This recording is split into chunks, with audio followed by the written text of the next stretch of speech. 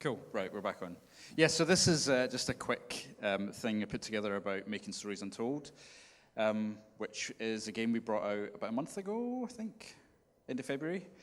So Stories Untold is a narrative-driven short story anthology, or 4 games as one, presented as a kind of Monster of the Week TV show from the 80s. So if you think Twilight Zone or... there's another one that's just escaped me all of a sudden. But yeah, the Twilight Zone, where you've got kind of a completely different theme each week, although we have some things that kind of tie them together and kind of keep them related. It's developed by No Code, that's me and a couple of guys back in Glasgow, published by Devolver Digital. Woo! Which has been amazing, and it really gave the game some presence that we weren't expecting, and it kind of got bigger than what we thought. So I'll play a quick trailer. So if you've not, has anyone seen the game or aware of the game? Yeah. So I'll try and do this without spoilers. Some of it's quite hard to do that, but I'll try my best. But this is the trailer we just put out last week.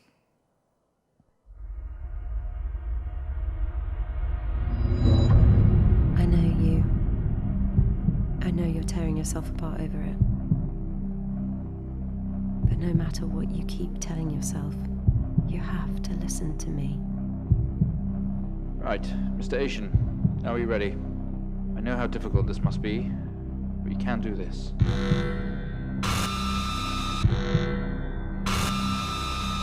Well, would you look at that? It seems we have a pulse.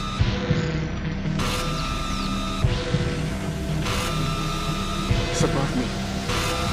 It's above me. They're here.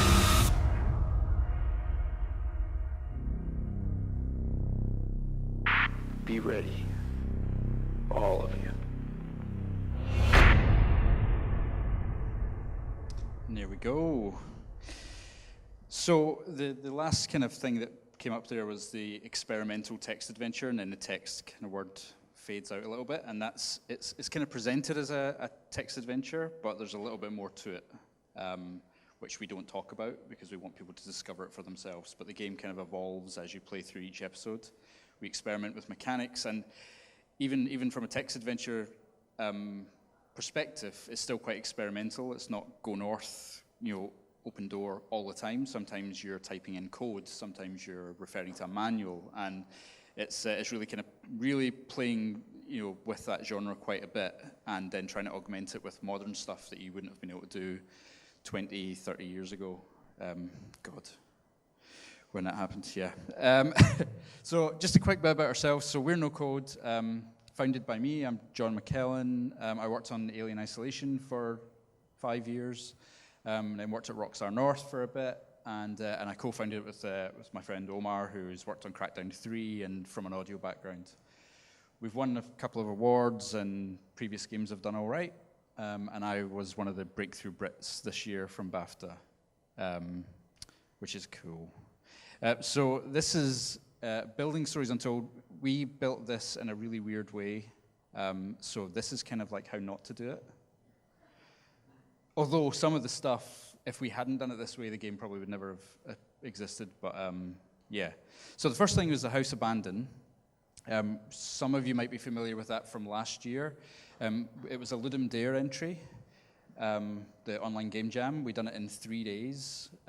It was a 20, 30-minute experience where you would, it was just like a basic text adventure, but a game inside a game. You played the text adventure in a kind of diegetic way. It was in the environment, and the environment would actually have a role to play as you went through the kind of the 30 minutes. It went viral. Like, I think on the first night we uploaded it, we had 5 downloads, and then the next day we had 20,000. And it turned out it was like Kotaku, then PC Gamer, then Rock Paper Shotgun, Eurogamer all covered it, and it just kind of blew out of nowhere. And we were like, oh, we should probably make more because people like it. And then that's when we spoke to Devolver, and yeah, we did. We made more. Lots of key streamers streamed it as well, which helped a lot. It was available for free to download, but we had loads of people streaming it. We had like 8-Bit Ryan and Jesse Cox and these guys, which gave it a massive audience that we weren't expecting as well. And I know nothing about streaming or who's involved and who the big players are, but apparently it was picked up well, so That's good. So the house abandoned concept, the Ludum Dare, I don't know if people are familiar with Ludum Dare, but it's a game jam where you spend 3 days making a game based on a theme. And that theme is quite loose usually, so you can interpret it how you want, but it just gives you a starting point. And the theme that quarter was ancient technology. So we kind of tongue-in-cheek thought, well, text adventures are ancient. You know, to people like my daughter thinks they're ancient is like, that's not a real game, it's just text. So we decided to use that as the basis, but try and evolve it in some way to make it a bit more modern and make it a bit more palatable for people now. We gave the game a retro aesthetic because it made sense. It's an old genre, so let's set it in the 80s. Let's have, you know, our nostalgic bedroom that it plays out in. We made the game diegetic, which means, you know, the character's aware of it as well as you, so it exists in the scene. It's not an overlay. And we framed it with all these props, which would then react to some of the things that would happen in the game. So if, for example, you were to switch on a light in the text adventure, the light on your desk would start to flicker, and you would have this relationship between the world you were in and the world the game existed in, and the connections between them. And that first episode's kind of about that, if that makes sense. Quick thing about game jams, you know, they're amazing. Every game we've done has come from a game jam at some point, where you just spend 2 days, you know, literally 48 hours straight working on an idea, and at the end of it you've got a prototype that either sucks or is the basis for something you're going to do next. Every game we've done has been a game jam. They've not all been great, but we've learned a lot from them regardless, and I highly recommend doing them. Even big teams, I think now, like big AAA guys are now starting to have game jam weekends and stuff like that to kind of revitalize staff and get them thinking again in a different way. But anyway, so that's what it looked like at the very beginning, which is awful. And that's what it looks like now, which is a bit better. And it's the aesthetic and the quality of the visuals usually at prototype stage aren't that important. You know, like, you can play it. A game should be fun if it's boxes shooting at boxes, and it should still work and it should still play well. But for a game that's reliant purely on atmosphere, you know, that's its main selling point is atmosphere and drama, then you kind of need the other things to come in and help it out. So even in our 3-day game jam, it looked like it had taken weeks to produce, but we just didn't sleep, and still haven't slept. And so it's having all those things in still managed to get the key atmosphere across and the fear across without having to do too much in terms of quantity of content. So it relied on having good visuals and kind of sense of polish. So anyway, that was the prototype, and it became episode 1 of Stories Untold. The House Abandoned took 3 days, and then we spent 2 days bug fixing after. Once it kind of went huge and people were actually playing it, we were like, we should probably fix it because it's utterly broken. And then we thought, Andrew might remember this conversation, three more episodes is 3 times 5, right? That's 15 days, easy. And so we thought, 20 days, we'll get it done in a month. And actual dev time was 186 days, slightly more. And they were really intense days as well. So we slightly miscalculated how long it would take, but it did grow considerably in terms of what it was meant to do. It originally was going to be 4 text adventures, and then it became 4 things that were very disparate in terms of mechanics, and there wasn't a lot to share between each episode, and so on and so forth. We decided to go for an episodic format because we wanted to make short games, short stories. Like, I'm kind of the opinion that, 45 minutes is acceptable for TV, an hour and a half is acceptable for film, for a duration, but there's this kind of sense that if your game's not 8 hours long, that it's not worth making, and that's really difficult for people to kind of, accept. I just don't think it's right that we limit ourselves to that. So we wanted, and I've always wanted to do short games that are maybe like a cool idea or a cool scenario that would only maybe take an hour to play out, and that we shouldn't shy away from that. And it's hard to market that, it's hard to make it commercially viable, but we thought, well, if we package it up as 4 episodes of a season, then that's something different then, that's something new. So yeah, to make it commercially viable, we called it the first season. We even put credits at the start and end of each episode. We made it feel like a TV show, so that it would, the duration of each game would actually play to its strengths rather than be a bad thing. It would just, you'd feel like it was appropriate. So in terms of actually writing the story, which is the main point of this, we didn't want to pull the same trick 4 times, which is the meta-narrative of The House Abandoned, where you have these kind of 2 different stories working in conjunction. So we had 2 choices: do something different each time, or we could go a level deeper and make all 4 episodes part of something bigger. So we did both. 186 days, not 20. So we decided to just go for it and see what happened, and we're happy with how it turned out, but it was a much bigger undertaking than we thought. So we wrote the story synopsis for each episode. We wrote a gameplay synopsis, which was just translating that episode, that basic premise, into a bunch of mechanics in very basic terms. And I diagram everything, because I come from a UI background and I'm used to that, so everything became a visual diagram of how everything connected and what would be involved. And we used all that to communicate to the other guys what we were going to do.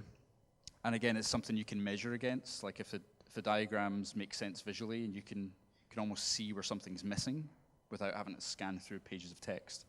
So yeah, I made diagrams of everything, which a lot of people find funny, because there's too many. So a synopsis for House Abandoned, for example, is revisiting a family home after years of absence. A man discovers something dark about himself through an old text adventure game. That was all that needed to be said to get the story across. Because anything else after that is just detail, and you can work that out as you go. You don't have to write the whole thing and then try and make that whole thing. You can, riff on it and develop it as it goes. But you've got your measuring stick there. The gameplay synopsis, I'll just fire through it, but it was it's a traditional text adventure set within a diegetic interface, so we're going to have it in the world. Actions in-game will spill out into the environment. The puzzles are simple, it's not challenging, it's more about the pacing and the flow and the atmosphere rather than this is super hard, how do I solve this puzzle?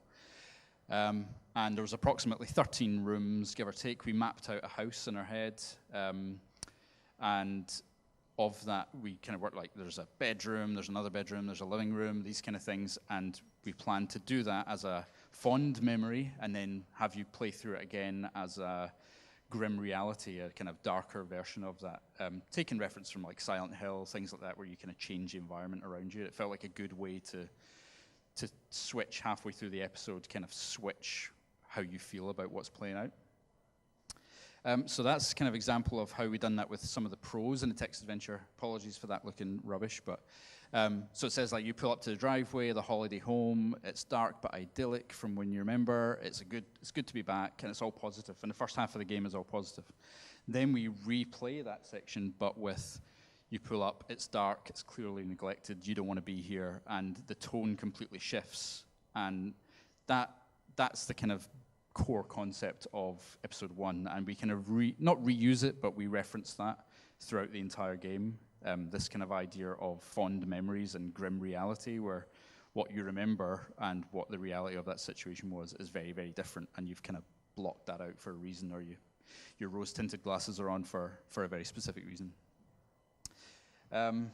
So we developed each episode in chronological order. We finished 1 before we started 2, finished 2 before we started 3, which is a little bit weird. And we were kind of forced into it because the 4th episode comprises some of those mechanics again.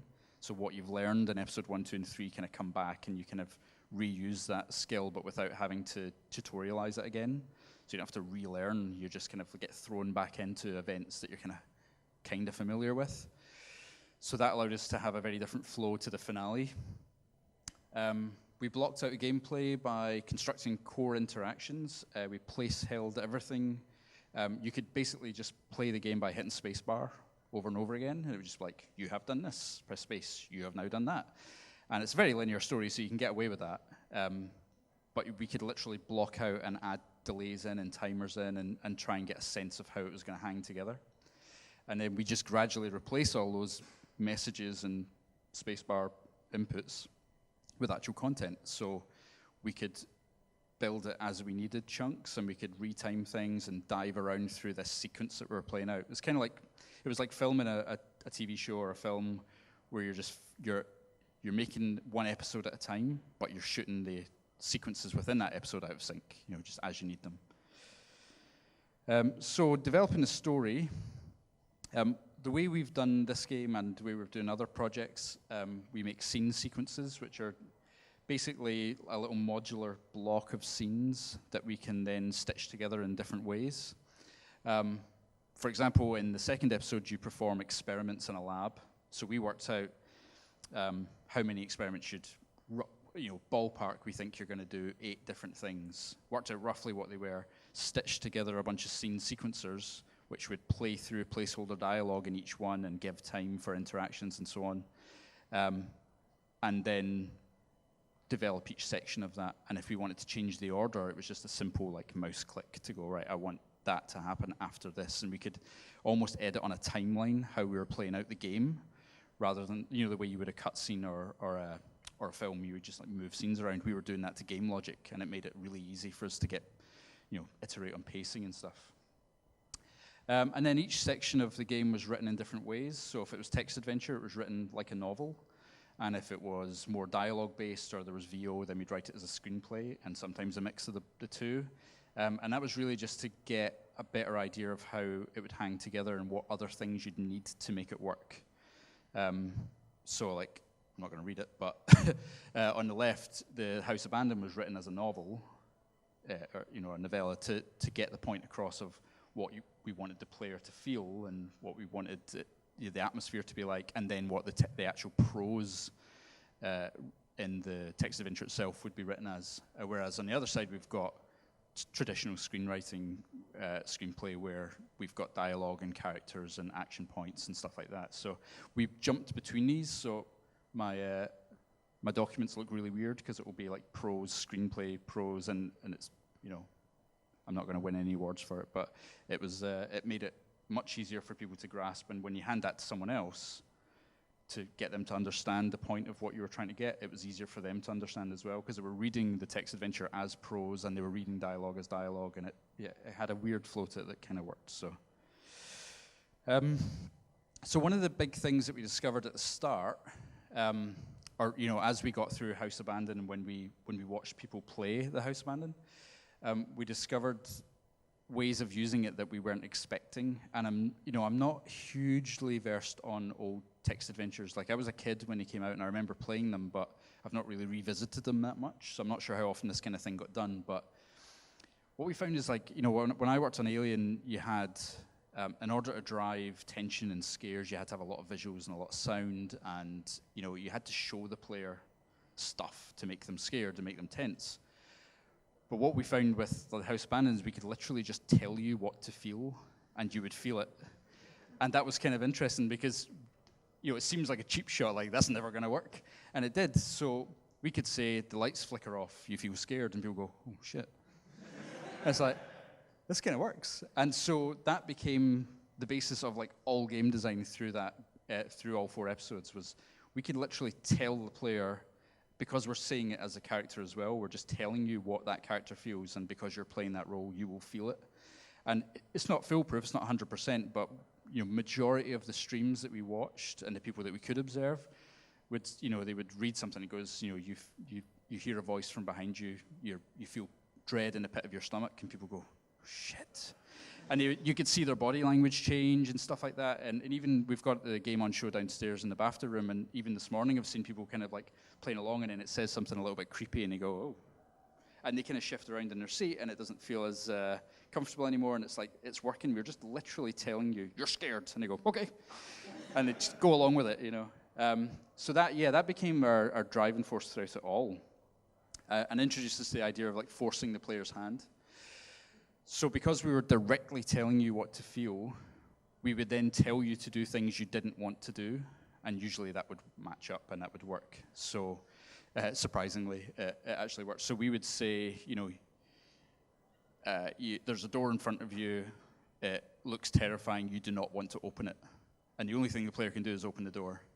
but we've just told you not to do it. And so you feel that hesitance where you go, I don't want to open the door. But it's like nothing else. You could try as many commands as you want, but nothing's going to work until you open the door, and we just force you to do things. And it's the opposite of player choice, but it's still immersive, and it still feels like it's you that's taking that action, because we've pulled you in, we've lured you into kind of almost playing the role yourself and having those emotions yourself. So, yeah, we found that if you say you tense up, people tend to tense up, and if you say you hold your breath, people hold your breath, so we took that out. Because that could have been difficult, but yeah, literally, people go, and snap out of it. So yeah, don't do that. Actually, because I read a story about, it was weirdly an Eminem track where they removed all the breathing between lines, so it sounded like he was doing like this massively long verse that went on for 4 minutes, and they found people were holding their breath their entire time because they're waiting for him to breathe, and people were like going, and so we found the same thing, is that if you tell people not to breathe, they tend not to, and that's weird. It's a weird amount of control. Anyway, so we'd worked all these kind of things out, and House Abandon was completely text. There was no voice. And then we started to introduce VO and voices in there. So we started casting. We were almost at the end of episode 3. It was episode 2, 3, and 4 that had voices in. So we started to cast. We worked with Side, who do everything, like The Witcher and, Alien and a bunch of other stuff, who are really cool. We cast 2 people, Alexia, who was in Dragon Age, and Richie, who was in Alien. We wanted to cast Charles Dance, but he costs like billions per day. And then Devolver went, yeah, if you want. And I was like, and then I chickened out. I was like, no, I can't do that. I can't. It's like we'd probably have to sell like 1 billion more copies to pay for it. But yeah, so I chickened out. And I'd put placeholder in myself, and I wouldn't consider myself much of an actor, but I put placeholder in, and people were saying, what about that guy? He sounds fine. I was like, well, that's me. And they're like, well, just use that. I was like, but I'm no Charles Dance. And he went, yeah, but you don't cost 20 grand a day. It's like, so I don't know if that's a compliment or not. But yeah, so I ended up being one of the main characters in it, which was a horrible thing to do. But in hindsight, if we hadn't done that, we probably wouldn't have made the same game we did, for lots of reasons, which I'll kind of go into. So this is the benefits of being an indie and having that kind of decision-making yourself versus being AAA, where you would never be able to do what we did.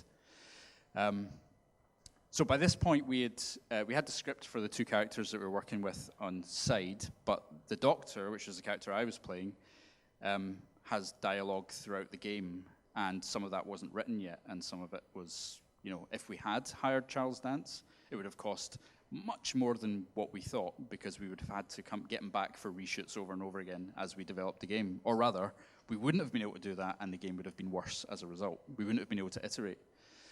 So this allowed us to do really weird things. Like we could improvise and react. We could show people, we showed friends, let them come in and play an episode, and they go, it's okay, and we'd watch them play and watch them listen to dialogue and see what they missed, and in a kind of almost like a user experience way, like all the tutorials are given out by voice, so it's the character speaking, and you've got to infer what it is you're trying to do.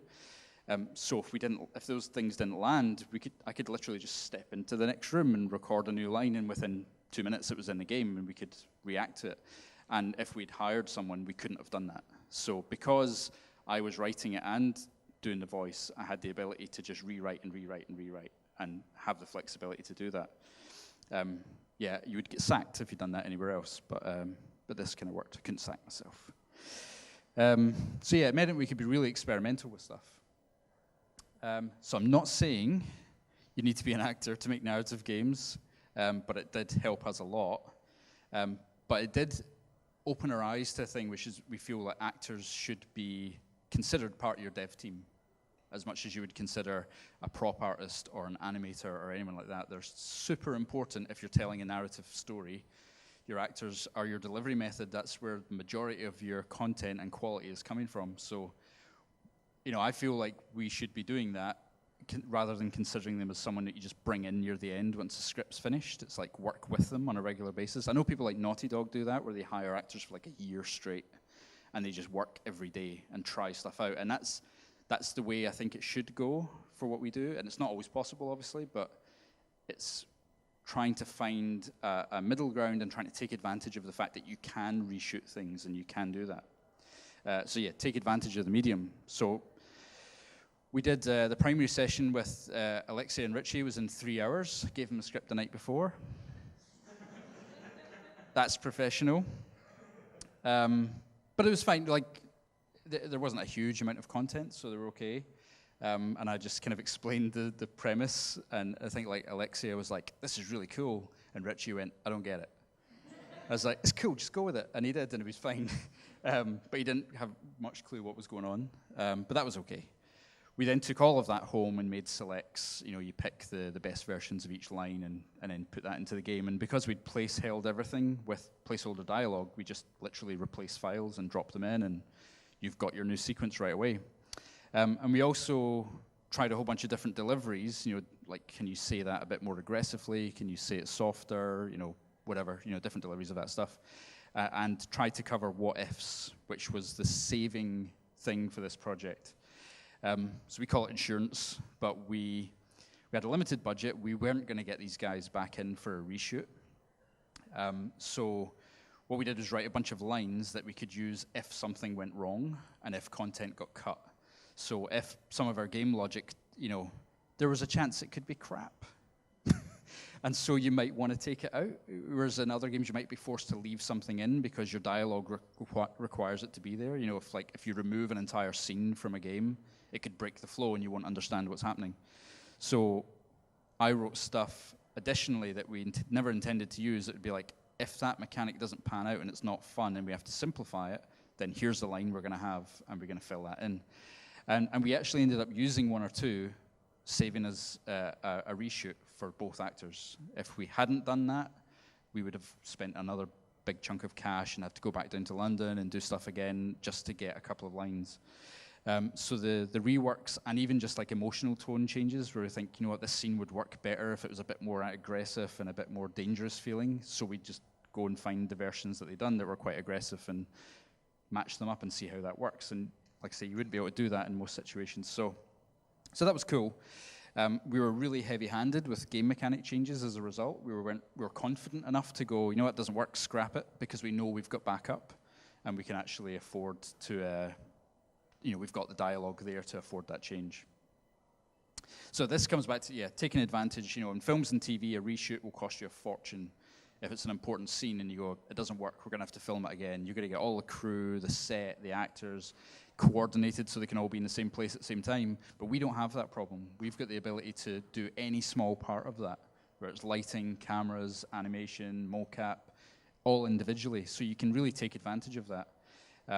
And don't be afraid to make those changes as long as you've kind of accounted for that process that you're going to iterate on that stuff. So like our next game that we're working on, we're planning to have short but regular actor sessions so that we can keep iterating. So if something doesn't work, we're not stuck with it. And we just kind of go, well, that's cool, because we've got them booked in next month and we're going to do some stuff again. And you know, a lot of the schedule is paced out with that in mind. How am I doing for time? Okay. So yeah, when we put the final dialogue in, it was just a case of replacing the placeholder. And then we could easily retime things. There's just a delay at the end of each line, so we could just quickly type in a few numbers and hit play, and we'd be able to see how that worked. And because, again, the script sequences are modular, we could actually move scenes around, if that made sense, super fast, and be able to just hit play and see how it works and really kind of riff on it. So that made all the iteration infinitely easier. That's what the stuff looks like in Playmaker. We use Playmaker for all our scripted sequences because it allows you to just add delays and so on and so forth. So we would just have, you know, a scene with a bunch of dialogue that would play out, and if we wanted to try this before that, we would just switch them around, and it was like 2 clicks of a mouse button, and you had a new arrangement of your scene. So it was pretty cool. It worked really well. So the final days, so I was still re-recording script on the last day. That's not recommended, and I don't know if Devolver knew that. Yeah, they didn't get it until they didn't get it, the final episode with all its crazy adventure stuff, until the Friday night, and then we shipped on the Monday. In fact, I think it went to press before we sent it to press before people played it. Just like, oh, well, here we go. That was a bit scary. So the takeaways at Devolver are really nice, patient people. And very encouraging, 10 out of 10, will work for them again. We shouldn't have been working to that. We should have just been bug fixing and just like working through stuff. But we just had so many little opportunities for things that were like, what's going to make it even more special is if we do this. And it wasn't like game mechanics. It was just like references to other things and other episodes and stuff like that. It's like, we have to do it. And so we were just like, we worked 23-hour days for about 2 weeks straight. And, it's stupid and you should never do that. It's not like a badge of honor, but, we just felt like we had to get what we got out of it. So, yeah. There's about approximately 1 billion different story connections in Stories Untold. Lots of elements are referenced and repeated, and little links and cues that kind of make you remember stuff that happened in a previous episode. So yeah, in those last days, we noticed opportunities, so we added them. Again, that's kind of a silly thing to do, but it really kind of lifted the whole experience, especially in the 4th episode when you kind of see how things hang together. Signage became more relevant rather than just being, like there's a hospital ward in episode 4, and it's not just signage that makes sense there, but now it actually has a bit of a purpose and makes you kind of go, that's why that's there, and you start linking back to things. Even to the point, I don't know if anyone's ever noticed it, but we had story clues in the credits of each episode where we actually kind of give away some of the secrets of the game as if they were cast members. So in amongst the actual cast, crew, and dev team, we've got fake ones that relate to characters in the game. I don't think anyone's ever noticed it, but we felt it was a nice touch. And that's why it took 186 days. Launch day, it was a month ago now, 27th of February. Got some good reviews, good Steam user rating. Surprises really worked. There's a lot of big genre-style surprises where you're playing a text adventure and then suddenly you're really, really not. And that was very important for us. The instructed emotions worked really well. We're glad that theory panned out, where people genuinely felt scared if we told them to be. Watching the streams helped a lot because we saw how people would really react to stuff. And even as a text adventure, you have to write a parser system that will detect what you've written and interpret that and then give you a whole bunch of responses from it. We could see what other people would write. And it wasn't always obvious, like you've got generator in the game and you can use generator, and that makes sense to me. Switch on generator, flick switch on generator. And then you have other people going, enable generator. I'm like, who says enable generator?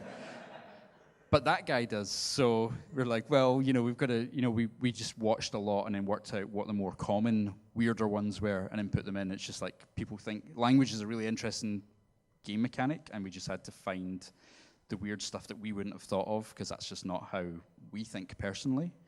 But it turns out there's a lot of strange ways that people try to open doors.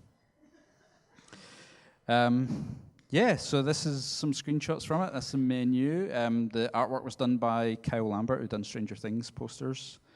The game, each room looks very different, but they're all based on the same theme of you being at a desk in a location and performing kind of operations on really old machinery. So it's all, there's microfilm in there, there's old science equipment, VHS, that kind of thing. And that's basically it. Don't make 4 games at once. That's the best advice I can give you. But you can buy them. That's okay. Yeah. So that's it. That's how we made Stories Untold. Thank you. Cool.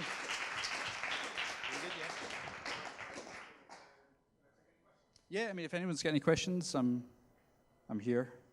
I'm here for you. But if not, that's cool. You go in, yeah? Haha. I could see Andrew smiling. Well, that's a story. Turns out localization on text adventures is a nightmare. We built a system that we thought would work because we searched the string input for verbs and nouns. So we go, well, did they use something or look at something? And if so, what did they look at? And then we combined that, and that's it. And that makes sense in English. And we thought, yeah, everyone speaks that way. And then we find out that, like in Russian, they don't use that system. And if you open a door, there's a word for open door. And we're like, okay, so that doesn't work. And then we found out in French, for example, a car door and a door in a house just have different words. You don't call them the same thing, and we didn't know that because I don't speak any other. I barely speak English.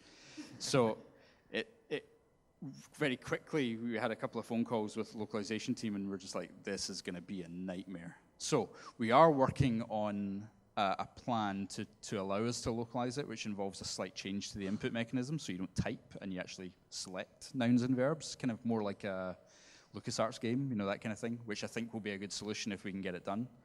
But yeah, it's trickier than we thought. Yeah. Yep. Sorry, thanks. I'm really interested in this kind of instructed emotion response. Did you have any times where it didn't work? Specific emotions that you couldn't command, things like that? Yeah, I mean, it wasn't so much that there were specific ones that didn't work, but what we found is just some people were not susceptible to it. And what we did learn was that those people were the ones that also didn't get freaked out by any jump scares. They were just like immune. It was like a wall, solid wall, and just they wouldn't react. So I mean, the game's not full of jump scares at all. It's just like there's one or two in the first episode, and most people kind of go, oh, bloody hell. And that's it. And it's not like a big screaming face or anything like that, but it was enough to jolt most people. But a couple of people wouldn't. They would just kind of like watch it. And we're like, okay, that didn't work. And then when you did that stuff, you could see there was no visible change. They weren't getting uncomfortable. They weren't kind of emoting with it. Whereas people who did kind of go, oh my God, that was scary, that when you said, you're scared, they'd go, shit. And they would literally be scared. And so it seemed to just be a type of person that would be receptive rather than individual attempts at that didn't land. I mean, some stuff lands, some stuff doesn't, but yeah, it came down to the type of person more. Anyone else? All good? Anyone more? Okay. Oh. Yeah.